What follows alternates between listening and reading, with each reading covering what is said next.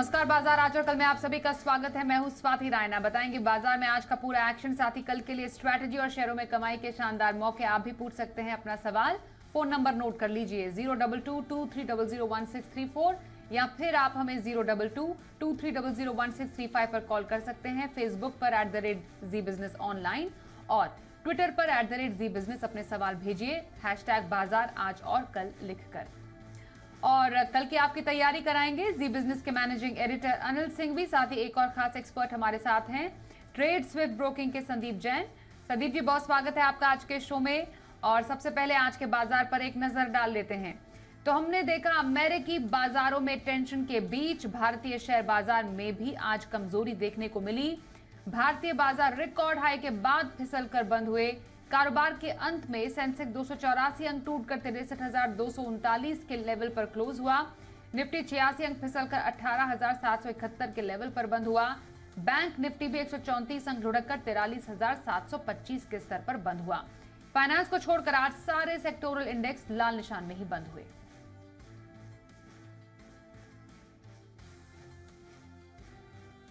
और आइए अब आज के एडिटर स्टेक में जी बिजनेस के मैनेजिंग एडिटर अनिल सिंघवी से समझते हैं कि बाजार में गिरावट की क्या रही बड़ी वजह।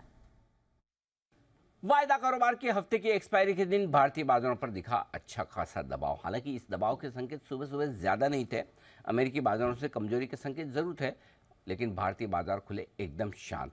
ब्लॉक डील्स का सिलसिला बरकरार रहा। कल भी वायदा कारोबार में और कैश मार्केट में जो आंकड़े एफआईज की तरफ से आए उसमें ढेर सारे एडजस्टमेंट ब्लॉक डील्स की वजह से थे और आज भी ढेर सारी ब्लॉक डील्स होती दिखी, यानी कि फंड फ्लो थोड़ा सा बड़े सौदों की तरफ शिफ्ट होता हुआ साफ नजर आ रहा है। लेकिन जो शांत शुरुआत हुई उसके बाद भारतीय बाजार और मजबूत होते दिखे और शुरुआती घंटे में अच्छी मजबूती बनाते बनाते निफ्टी लाइफ टाइम हाई के करीब पहुंचता हुआ दिखा। सिर्फ 1 पॉइंट से नया हाई बनने से निफ्टी चूक गया, लेकिन सेंसेक्स ने आज फिर से इंट्राडे में एक नया हाई बनाया।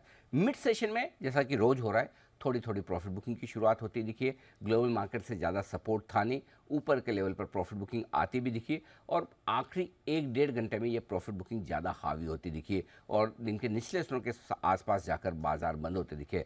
हालांकि मिड कैप और स्मॉल कैप शेयरों ने आज फिर से कमजोरी को लीड किया।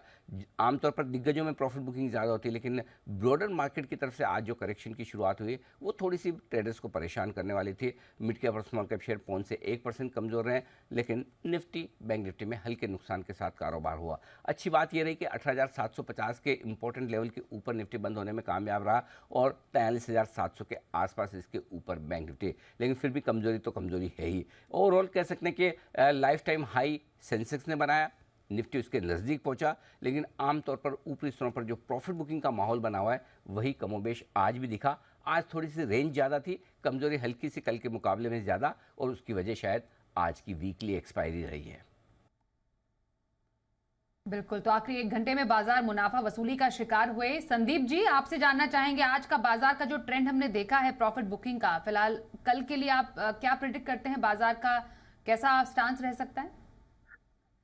नहीं, देखिए आज जैसा भी अनिल जी ने कहा कि प्रॉफिट बुकिंग की वजह से मार्केट्स में आज करेक्शन दिखा। लाजमी है, इतना जबरदस्त मार्केट चल रहा है और मिड कैप स्मॉल कैप जो कभी भी निराश नहीं किए, और आज ट्रेडर्स को सर्टेनली आज थोड़ा टेंशन तो हुआ है क्योंकि वहां पे भी करेक्शन आया, ऊपर के लेवल से अच्छा खासा करेक्ट होकर बंद हुआ है और Nifty, small cap index, mid cap index सब अपने लोज के आसपास बंद हुए हैं और प्रॉफिट बुकिंग और वीकली कटान थी।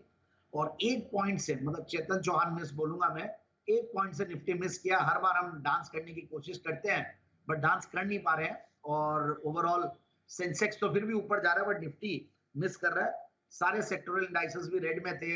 इनफैक्ट मैं यही कहूंगा कि कहीं ना कहीं एक प्रॉफिट बुकिंग होना वैसे अच्छा है और जिस तरीके से कॉल्स और पुट्स को देखते हैं तो ऐसा लगता है कि अभी भी मतलब सपोर्ट जो है 18,500 600 के रेंज में अच्छा सपोर्ट है और ऊपर 18,900 एक अच्छा खासा रेजिस्टेंस बना हुआ है। So let's see next week का फाइनल जून एक्सपायरी है, एक बड़ी एक्सपायरी, इनफैक्ट 5 हफ्तों की एक्सपायरी थी। सो ओवरऑल मुझे लगता है कि स्टॉक स्पेसिफिक एक्शन आगे भी रहेगा, ऐसा कुछ भी नहीं है। बहुत सारे लार्ज कैप्स है जो अभी भी नहीं चले हैं निफ्टी में।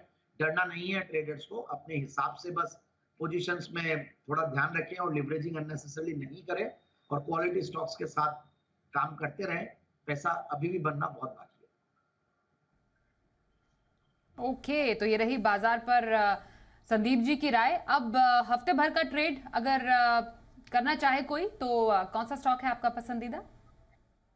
यस, आज देखिए मैं शुगर और फर्टिलाइजर का एक कॉम्बो लाया हूँ और आज देखिए शुगर स्टॉक्स अच्छा कर रहे थे, फर्टिलाइजर स्टॉक्स अच्छा कर रहे थे। दोपहर के शो में मैंने पारादीप फॉस्फेट्स और फर्टिलाइजर्स के बारे में अनिल जी ने जब सवाल पूछा तो मैंने पूरा उसके ऊपर राय भी दी थी। तो शुगर और फर्टिलाइजर का अगर एक अच्छा कॉम्बो देखें तो वो है ईआईडी पैरी। अब ईआईडी पैरी खुद तो शुगर में है, न्यूट्रास्यूटिकल्स में है, बट इनकी होल्डिंग जो है कोरोमंडल में भी है। So overall it's a good company, अच्छा खासा एक करेक्टेड लेवल्स पे है। 482 पे बंद हुआ है, 510 530 का टारगेट लगा है, 460 का स्टॉप लॉस। सो पोजिशनल पिक के तौर पे ईआईडी पैरी। मेरी पोजीशन पिक के तौर पर पसंद है संदीप जैन की। लॉन्ग टर्म के लिहाज से कौन सा स्टॉक आज आप रेकमेंड करेंगे संदीप जी? बिल्कुल एक बेहतरीन क्वालिटी स्टॉक है और वो है फीएम इंडस्ट्रीज लिमिटेड। और इस स्टॉक को मैंने जेम्स में एसपीएल मिड कैप में कम से कम 5-6 बार कवर किया और हर बार टारगेट अचीव हुआ। और मैंने अनिल जी के बर्थडे के दिन भी फिर से इसको कवर किया और उसके बाद आज फिर से कवर करने की इच्छा हो रही है, क्योंकि देखिए आप अच्छा खासा एक लेवल है जहां पे रिस्क रिवॉर्ड रेशियो बहुत बढ़िया है। और अब देखिए मार्केट्स में जब इतना चल चुका होता है तो स्टॉक्स में वो देखना जरूरी है कि रिस्क रिवॉर्ड रेशियो अच्छा रहे, ऊपर के लेवल से करेक्टेड हो। तो ऊपर का लेवल स्टॉक में 2087 का दिखाया हो, उसके सामने 762 के लगभग स्टॉक चल रहा है, 758 762। और इसका मैं पहले टारगेट बता देता हूं 2030 और 2070। तो 2030 2070 के लिए फीएम इंडस्ट्रीज को लेना चाहिए। अब इसके मैं लॉजिक और फंडामेंटल्स देना चाहता हूं। ठीक है, एक पुरानी कंपनी है, पहले इसको राहुल ऑटो प्राइवेट लिमिटेड के नाम से जाना जाता था। 1989 से कार्यरत है और मिस्टर जेके जैन ने इसको प्रमोट किया था। ऑटो कंपोनेंट्स में एक अग्रणी कंपनी है और करीब 2300 करोड़ की मार्केट कैप वाली कंपनी ऑटोमोटिव लाइटिंग में काफी बड़ा काम कर रही है। इनफैक्ट मार्केट लीडर है अपने कुछ सेगमेंट्स में। तो सिग्नलिंग इक्विपमेंट्स बनाती है, रियर व्यू मिरर्स बनाती है टू व्हीलर्स और फोर व्हीलर्स के लिए। और हमने देखा कैसे ऑटो इंसिलरी स्टॉक्स अच्छा कर रहे हैं, सर्टेनली आगे भी अच्छा करेंगे। और इसका अच्छा खासा मार्केट शेयर इस कंपनी का है, पर्टिकुलरली हेडलैम्प मार्केट में टू व्हीलर के लिए। और अच्छा खासा दूसरे सेगमेंट्स में भी मार्केट कैप इनकी मार्केट शेयर है। और कोलैबोरेशंस भी बहुत बढ़िया है, टोयो डेंसो के साथ इनकी कोलैबोरेशन है। एचएमएसआई को ये लोग सप्लाई करते हैं, काफी सारे ओईएम्स को ये सप्लाई करते हैं, होंडा, टीवीएस, यामाहा, सुजुकी। ये तो टू व्हीलर्स में है, फोर व्हीलर्स में फोर्स मोटर्स, होंडा सीएल, ये सबको। और इवन ओला और हीरो इलेक्ट्रिक को भी कर दी है। देखिए ओला और हीरो इलेक्ट्रिक का नाम आ जाए तो यानी कि इलेक्ट्रिक व्हीकल्स में देना तो अच्छा खासा आगे भी डिमांड आने वाली है। और अब मैं फंडामेंटल्स पे आऊं तो 16-17 के पी मल्टीपल पे स्टॉक सस्ता है, नेग्लिजिबल डेट सिर्फ 23 करोड़ का डेट है, return on capital employed 27%, return on equity है 20%, पौने 2% का डिविडेंड यील्ड। और पिछले 3 साल में प्रॉफिट की कैगर 23%, सेल्स की कैगर 11-12%, ओपीएम्स बढ़ के आए, ऑपरेटिंग प्रॉफिट मार्जिन मार्च वाले क्वार्टर में। और अच्छा रिजल्ट था मार्च वाले क्वार्टर में भी, 34 करोड़ के पैट के सामने 38 करोड़ का पैट, जो कि हाईएस्ट एवर क्वार्टरली पैट है कंपनी का। तो 140 करोड़ के पैट पे कंपनी बैठी हुई एनुअलाइज बेसिस पे।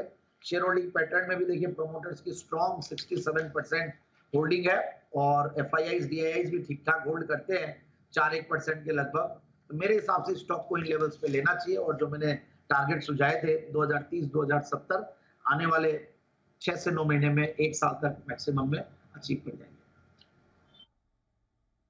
संदीप जी एक क्विक रिकैप ईआईडी पैरी के टारगेट्स का कर देंगे, लेवल्स का? या मैं ईआईडी पैरी का 510 और 530 का टारगेट दिया हूं और 460 का स्टॉप लॉस। ओके, ये रही ईआईडी पैरी पोजिशनल ट्रेड के लिए पसंद संदीप जी की ओर से। और लॉन्ग टर्म के लिए फीएम इंडिया में खरीदारी की सलाह आ रही है संदीप जैन की ओर से। आइए अब बढ़ते हैं पहले कॉलर की ओर, अहमदाबाद से संजीव शाह। नमस्कार संजीव जी, क्या सवाल है आपका? नमस्कार, good evening madam and good evening Jain sir. I am fan of your stock market IQ as well as your music sense. Anyway, my question is on Lakshmi Organics. I have bought it at the average rate of 299 and my tenure is about 3 months. Okay, 3 महीने के Lakshmi Organics. जी संदीप जी, क्या रहेगी राय? हाँ, देखिए ये stock को मैं थोड़ा सा परहेज करता था रेकमेंड करने में। First of all thank you so much Sanjeev ji, आप इतना मुझे चाहते हैं और इतना मुझे फॉलो करते हैं और मेरी म्यूजिक का भी आप फैन हैं। तो मस्ती की पाठशाला के माध्यम से हमने काफी म्यूजिक और गाने स्टॉक मार्केट रिलेटेड मैंने बजाए हैं। So anyways thank you so much. But एक चीज मैं कहूंगा कि आपको थोड़ा सा कॉशियस रहना चाहिए, और आप जब मुझे इतना फॉलो करते हैं तो जैन साहब के जेम्स को जरूर से फॉलो कीजिए, और बाकी शोज एसपीएल और सारे हमारे जो पैनलिस्ट है सबको फॉलो करते होंगे। बट मैंने लक्ष्मी ऑर्गेनिक मैंने जनरली रेकमेंड इसलिए नहीं किया था, इसका वैल्यूएशंस महंगा है और प्लस ऊपर के लेवल से अच्छा खासा अब करेक्ट हुआ है। तो मैं यही बोलूंगा कि एक बार आप ये होल्ड करें, हो सकता है कि इनके भाव आएंगे, क्योंकि बाउंस देगा तो बहुत शार्प बाउंस दे सकता है, क्योंकि मार्केट्स में देखिए वैसे मिड कैप स्मॉल कैप को लेकर रुझान अच्छा है और थोड़े से स्पेशलिटी केमिकल्स वाले स्टॉक्स नहीं चल रहे हैं। यही एक रीजन है कि सब करेक्टेड हो रखे हैं, but the quality of the company otherwise is good. मतलब मेरे हिसाब से इस स्टॉक को ये होल्ड करें, सेल्स के नंबर्स, ग्रोथ के नंबर्स, प्रॉफिट के ग्रोथ के नंबर्स सब बढ़िया ही है, एंड एक बार करेक्ट जरूर हुआ है। बाकी थोड़े क्वार्टरली रिजल्ट्स भी हल्के आए हैं 2-3 क्वार्टर से, तो ये एक रीजन है। बट ओवरऑल थोड़ा लंबा नजरिया रखिए, आपको लॉस नहीं होगा, और मेरे हिसाब से 325 तक के भी लेवल्स आने वाले हैं, कम से कम 9 से 12 महीने में देखने को मिल सकते हैं। लंबी अवधि के लिए लक्ष्मी ऑर्गेनिक में बने रहने की सलाह संदीप जैन की ओर से। अगले कॉलर से बात करते हैं। इनफैक्ट हमारे पास व्हाट्सएप पर सवाल आ रहा है इस वक्त वडोदरा से प्रहलाद जी का। टाइटन इनके पास है, 250 शेयर है, 2600 की खरीद टाइटन पे, ये बता रहे हैं। जानना चाह रहे हैं कि इस स्टॉक में फिलहाल इनकी स्ट्रैटेजी क्या रहनी चाहिए। अच्छा खासा मुनाफा है अभी इन्हें टाइटन में। बताइए संदीप जी, कैसा लगता है आपको स्टॉक? मुनाफा तो अच्छा है इन्हें।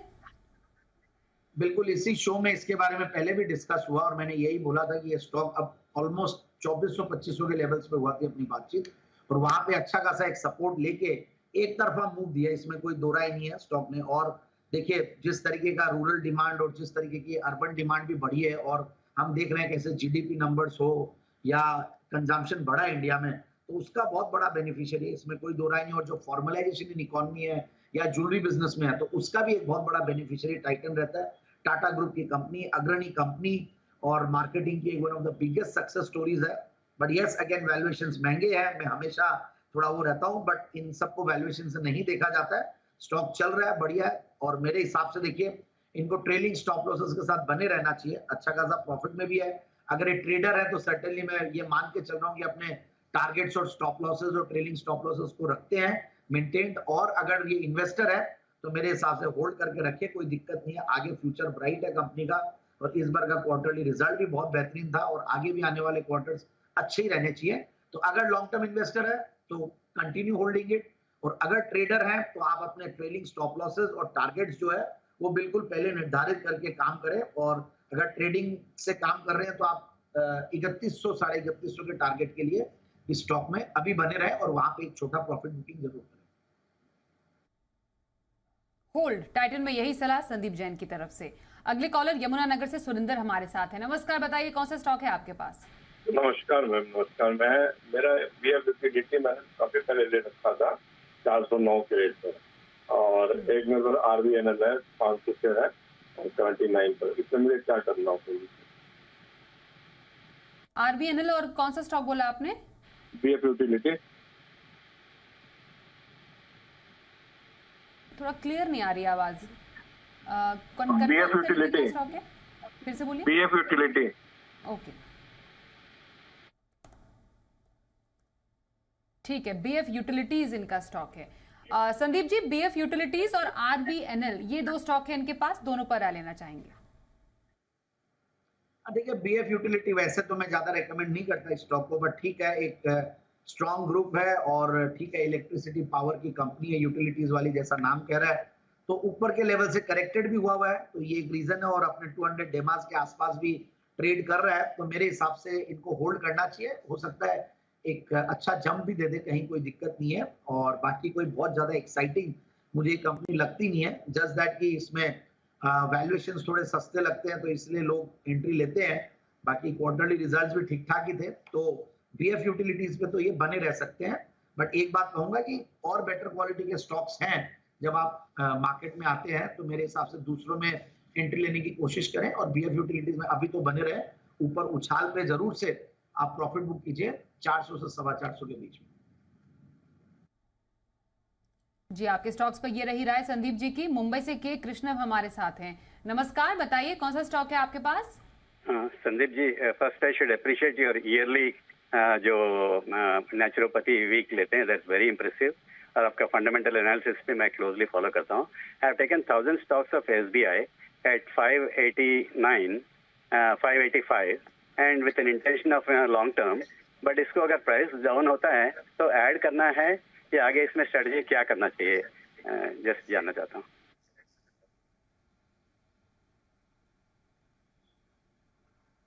सो much Krishna ji, thank you so much once again. और आज तो मेरा दिन बन गया है। दो कॉलर्स, 4 या 5, 6 कॉलर्स को हम लेते हैं, उसमें से 2 कॉलर अगर ऐसे अप्रिशिएट करते हो और फॉलो करते हैं तो it really it's a very big thing और बहुत बड़ी बात है and it really means a lot to us sir.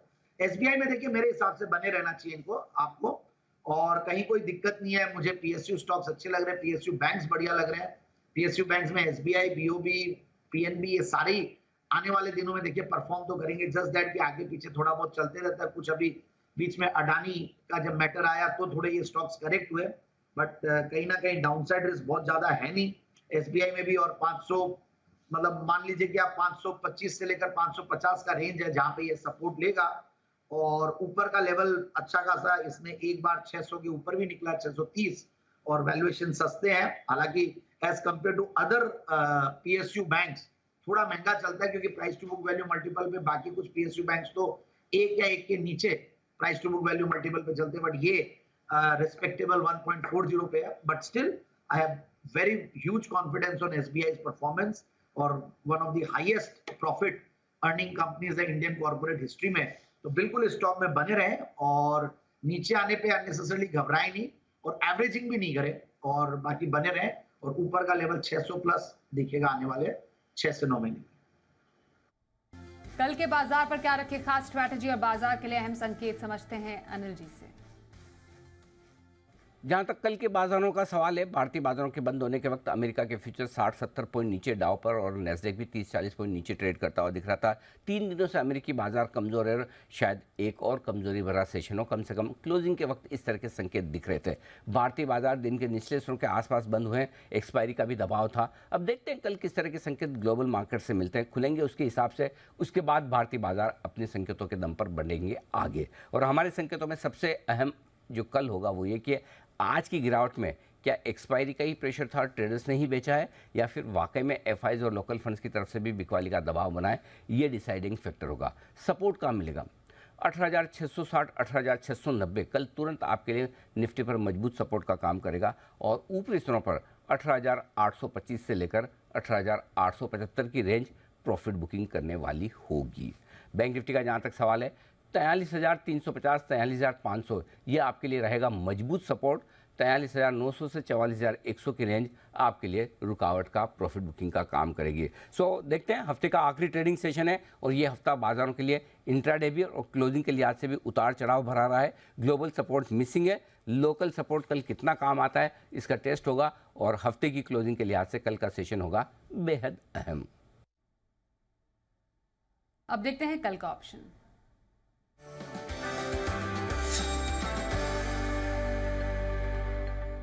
Choice broking के सुमित बगड़िया का करते हैं शो में स्वागत। सुमित जी, स्वागत करते हैं आपका, बताइए कल के लिए ऑप्शन कॉल। नमस्कार, गुड इवनिंग। देखिए, आज मार्केट के अंदर एक अच्छी खासी वॉलिटिलिटी देखने को मिली, तो मेरे को ऐसा लगता है कि कल के लिए 2 स्ट्रेटेजी बना के चलनी पड़ेगी।